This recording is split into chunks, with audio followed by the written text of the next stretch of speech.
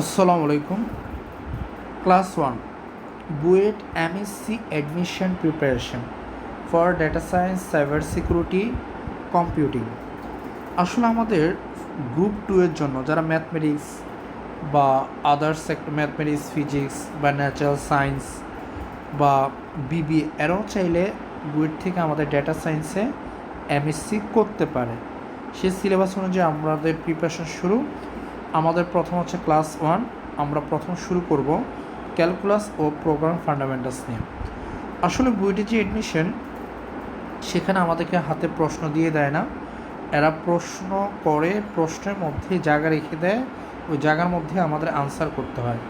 So এই জন্য সাধারণত পরীক্ষা হল থেকে বের হলে কারোই পরিপূর্ণ প্রশ্নটা মনে থাকে না।